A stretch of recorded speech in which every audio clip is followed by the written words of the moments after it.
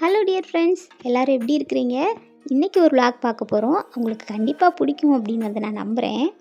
இன்றைக்கி காலையிலேயே ஒரு சம்பவம் ஆயிடுச்சு. இந்த வட்டம் நான் தான் வாசலில் கோலம் போடுறது என்னோடய முறை.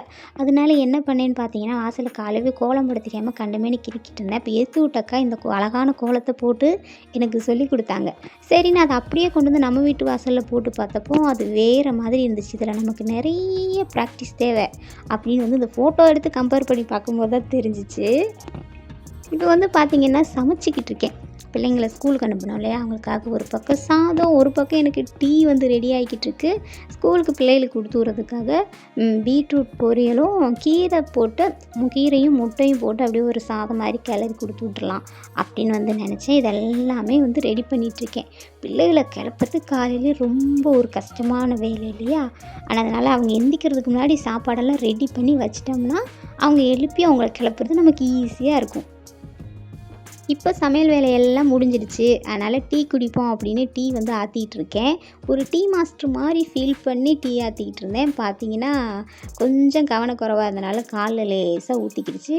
பட் பெருசாக சுடலை, அதனால் பெருசாக ரியாக்ட் பண்ணலை. அப்புறமா போய் டீயை வந்து குடிச்சிட்டு அடுத்த வேலையை ஆரம்பிச்சிட்டேன். இப்போ வந்து பார்த்திங்கன்னா கனகாமர பூவுக்கு வந்து ஒரு சீசன் போல் தெரியுது. அதனால் கொஞ்சம் தாராளமாக கிடைக்கிது இந்த பூ இந்த டைமில். எங்கள் வீட்டு பக்கத்தில் ஒரு அக்கா அவங்க தோட்டத்தில் வந்து இருந்து எங்களுக்கு வந்து கொடுத்தாங்க. சும்மா இல்லை, காசுக்கு தான். ஆனால் வந்து தாராளமாகவே இருந்துச்சு. இப்போ நேற்று நைட்டு உட்காந்து பிள்ளைகளுக்கு இன்றைக்கி ஸ்கூலுக்கு வச்சோன்னு சொல்லி கட்டி வச்சேன். 2 பேர்த்துக்குமே ஒரு 20 ரூபாய்க்கு தான் வாங்கினேன். ஆனால் எங்கள் 3 பேருக்கும் இருக்கிற அளவுக்கு வந்து இருந்தது. என்னோடய 2 பிள்ளைகளுக்குமே பூ வச்சுக்கிறதுல பயங்கர இஷ்டம். அவங்க வந்து எவ்வளோ பூனாலும் வச்சு விட்டா வச்சுக்குவாங்க. எத்தனை தடவை தலை சீவி இன்றைக்கி பூ இருக்குது, தலை சீவி வச்சுக்கோங்க அப்படின்னு சொன்னாலுமே வச்சுக்குவாங்க. அது வந்து அந்தளவுக்கு அவங்களுக்கு பிரியம். எனக்கு இந்த பூ மேலே கொஞ்சம் வச்சுக்க எனக்கு ஆசை தான். ஏன்னா எனக்கு மல்லிகைப்பூ அதிகமாக ஸ்மெல்லாக இருந்தால் பிடிக்காது. ஆனால் இந்த பூலாம் வந்து பார்த்திங்கன்னா ஒரு 4 ஃபுல்லாக கூட தலையில் வந்து வச்சுக்கலாம். வாசனை பெருசாக இருக்காது இல்லையா. அதனால நல்லா இவங்களுக்கு தாராளமாக வச்சு விடணும்னு நல்லா 2 சடைக்கும் வச்சு விட்டேன். நான் சின்ன பிள்ளை வச்சுட்டு போகிறது மாதிரி வந்து வச்சாச்சு. ரொம்பவே அழகாக இருந்துச்சுங்க. அந்த பிள்ளைகளுக்கு பூ வச்சு அதை பார்க்குறது என்ன ஒரு அழகு இல்லையா. ரொம்ப ரொம்ப அழகாக இருந்துச்சு. பார்த்தோன்னே எனக்கு இன்றைக்கி காலையிலே ரொம்ப மனசுக்கு வந்து சந்தோஷமாக இருந்துச்சு. என்னையை விட அவங்களுமே பார்த்துட்டு ரொம்ப வந்து சந்தோஷப்பட்டு ஒரே டான்ஸு தான். இது வந்து பெரிய பாப்பாவுக்கு வச்சு விட்டது. அவங்களுக்கும் 2 சடைக்கும் வைக்கிற அளவுக்கு இருந்துச்சு. இப்போ கொஞ்ச நாளாகவே பூ வாங்கவே இல்லை. அதனால தான் நினைக்கிறேன். பூ வச்சோடனே ரொம்ப ஹாப்பியாகிட்டாங்க. ஒரே கண்ணாடி பார்க்குற வேலை தான், ஒரே சிரிப்பு தான். அம்மா போட்டாயிடுமான்னு சொல்லி ஒரே சினுங்கத்தான். ஏன் கேட்குறீங்க, ஒரே சந்தோஷமாக இருந்துச்சு இன்றைக்கி காலையிலேயே. அப்புறம் நல்லா கிளம்பி சாப்பிட்டுட்டு அதுக்கப்புறம் அவங்க அப்பா வந்து பிள்ளைங்கள ஸ்கூலுக்கு வந்து கூட்டிகிட்டு போயிட்டாங்க. வழக்கமாக அவரும் அப்படியே அவங்க கூடயே வந்து ஆஃபீஸ்க்கு போயிட்டார். இப்போ இது பிரேக்ஃபாஸ்ட் டைம். எனக்கு காலையிலக்கு என்ன சாப்பாடுன்னு பார்த்தீங்கன்னா, இது நைட்டு வச்ச மீன் குழம்பு.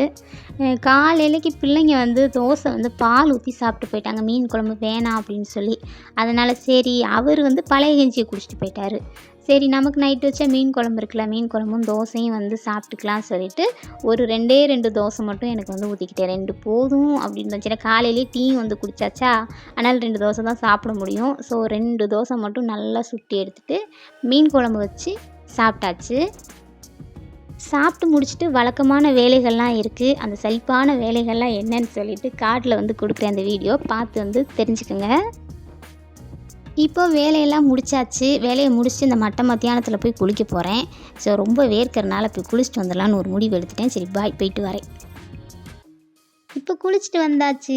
இப்போ வந்து பார்த்திங்கன்னா அடுத்து தலையை சீவி கிளம்புற வேலையை வந்து பார்க்க போகிறேன். இன்றைக்கி சாயங்காலம் போய் பிள்ளைகளை கூட்டிகிட்டு வரணும். அதனால் நம்ம இப்போயே கிளம்பிடுவோம். கொஞ்சம் நேரம் கழித்து அப்புறமா அப்படி போய் டக்குன்னு போயிட்டு வந்துடலாம். இன்றைக்கி இந்த கம்மலை வந்து போட்டு பார்க்கணும் அப்படின்னு சொல்லி அதையும் சேர்த்து எடுத்துகிட்டு வந்திருக்கேன். அந்த அட்டை வந்து பார்த்திங்கன்னா ஒரு இன்விடேஷன்லேருந்து கட் பண்ணி எடுத்தேன். கீழே வீடு கூட்டும்போது எப்போ பார்த்தாலும் எனக்கு ஏதாவது ஒரு கிளிப்பு கிடச்சிக்கிட்டே இருக்கும். பிள்ளைங்க தினம் ஸ்கூலுக்கு ஊற்றி விடுவோமா, அதெல்லாத்தையும் கொண்டு வந்து எங்கனையாவது கழட்டி போட்டுருது. ஒன்று தான் இருக்கும் தலையில், இன்னொன்று எங்கே இருக்குன்னே தெரியாது. கடைசியில் வீடு கூட்டும்போது கிடைக்கும். அப்புறம் என்ன செய்யறது, இந்த மாதிரி எடுத்து வந்து வச்சுருப்பேன். எனக்கு நல்ல தலைவாரி ரெடியாக இருக்கிறவங்கள பார்த்தாலே ரொம்ப வந்து பிடிக்கும். ஏன்னா எனக்கு அதெல்லாம் செய்ய தெரியாது. அதனால தான் 2 ஹேர் ஸ்டைலு தான் தெரியும். அதையே திரும்ப திரும்ப வந்து சீவிக்கிறது. இப்போ ஒரு மாதிரி பண்ணுறேன்னா இது ஒன்று, இன்னொரு தடவை எப்போ என்னோடய வீடியோஸ்லாம் பார்த்தீங்கன்னா தெரியும். அது மட்டும் தான். வீட்டில் நார்மலாக இருக்கும்போது ஒரே கொண்டை.